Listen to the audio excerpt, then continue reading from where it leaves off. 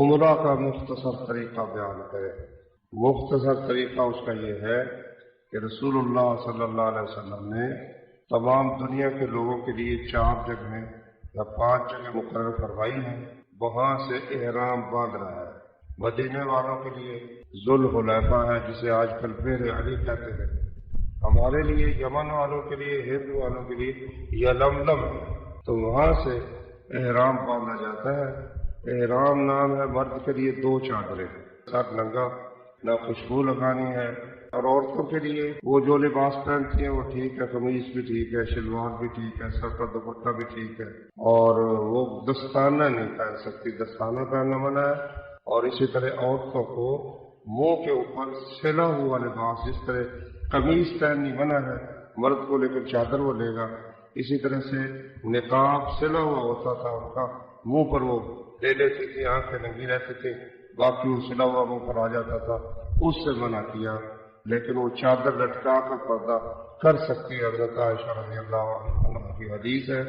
یہاں سے پاکستان سے جو لوگ جاتے ہیں تو وہ یہیں سے ہی غسل کر کے، غسل کے بعد 2 رکعتیں پڑھنا یہ کوئی عمرے کا حصہ نہیں ہے۔ نبی صلی اللہ علیہ وسلم نے ظہر پڑھ کر، فرض نماز پڑھ کر بعد میں احرام باندھ لیا۔ تو اگر کوئی شخص ویسے 2 رکعتیں اپنی پڑھنا چاہے، عمرے کا حصہ نہ سمجھے تو الگ بات ہے، کوئی حرج نہیں۔ تو یہاں سے پہننا چاہے پہن لے، لیکن احرام یہاں سے نہیں باندھ سکتا۔ احرام یلملم سے باندھے گا، اور وہاں جب پہنچے جہاز آدھا گھنٹہ پہلے وہ اعلان کر دیتے ہیں، اگر نہ بھی کرے تو آدھا گھنٹہ پہلے تقریباً احرام کر لے۔ باقی جو کام ہے ان میں نیت دل سے ہوتی ہے، لیکن احرام میں دل کے ساتھ زبان سے بھی کہے گا لبیک عمرۃ یا لبیک بالعمرۃ، یا اللہ حاضر ہوں عمرے کے لیے، اور پھر اس کے بعد لبیک اللہم لبیک لبیک لا شریک لک لبیک، یہ پڑھتا جائے۔ اور پھر جب وہ مسجد حرام میں داخل ہو تو وہ دعا جو ہے بسم اللہ والسلام علی رسول اللہ، اللہ مفتح لی ابواب رحمت کا۔ اور ایک دعا اور ہے، بڑی ابو داؤد میں ہے، بہت شاندار، فرمایا جب آدمی پڑھتا ہے تو شیطان سے محفوظ ہو جاتا ہے۔ اعوذ باللہ العظیم وبوجہہ الکریم وسلطانہ القدیم من الشیطان الرجیم۔ پھر جا کر سب سے پہلے حجر اسود کو بوسہ دے اور اپنا دایاں کندھا جو ہے نا ننگا کر لے، چادر کو دائیں کندھے کے نیچے سے نکال کر دونوں پلو اس کے بائیں کندھے کے اوپر ڈال لے، اور حجر اسود کو بوسہ دے سکے تو بوسہ دے کر شروع کرے، نہیں تو کوئی چیز ہاتھ لگ سکے تو اس کو لگا کر بوسہ دے لے۔ اگر ایسا ممکن نہیں، دور ہے، مطلب بھیڑ ہے بڑی، تو دور سے اللہ اکبر کہہ کر شروع کر دے۔ عبداللہ بن عمر جو تھے وہ بسم اللہ ساتھ کہے، بسم اللہ اللہ اکبر کہہ کر اب وہ بیت اللہ کا طواف شروع کر دے۔ پہلے 3 چکر جو ہے وہ اگر وہاں ممکن ہو تو جس طرح پہلوان قریب قدم رکھ کر چلتے ہیں اس طرح چلے، اور ساتھ جو بھی دعا پڑھنا چاہے پڑھے۔ کوئی خاص دعا اس کے چکروں کے لیے پہلے چکر میں یہ یا دوسرے میں یہ نہیں آئی۔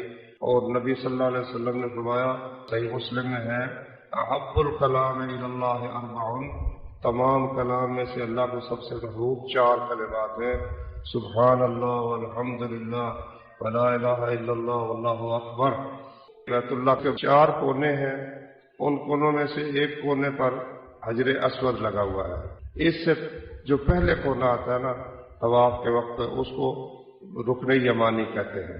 تو رکن یمانی پر جب پہنچے تو پھر اس کو ہاتھ لگانا ہے، صرف پڑھنا کچھ نہیں، ہاتھ نہ لگ سکے تو ویسے وہاں سے گزر جائے، اور یہاں رکن یمانی سے لے کر حجر اسود تک وہ ربنا آتنا فی الدنیا حسنۃ وفی الآخرۃ حسنۃ وقنا عذاب النار، بہت جامع دعا ہے۔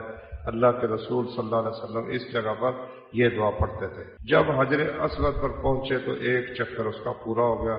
اب دوسرا چکر شروع کرتے وقت پھر حجر اسود کو بوسہ دے سکے ٹھیک ہے، ورنہ دور سے اللہ اکبر کہہ کر دوسرا چکر پھر شروع کرے۔ تو 3 چکر اس طرح ذرا اگر ہو سکے تو وہ قدم قریب رکھ کر تیزی کے ساتھ، رمل اس کو کہتے ہیں، وہ جو کندھا ننگا کرنا ہے اس کو استباع کہتے ہیں. تو وہ 3 چکر اس طرح لگا کر اس کے بعد عام چال کے ساتھ چلے. کندھا جو ہے وہ 7 چکروں میں ننگا رکھنا ہے. تو یہ 7 چکر جب پورے ہو جائے اب یہ بیت اللہ کا طواف پورا ہو گیا.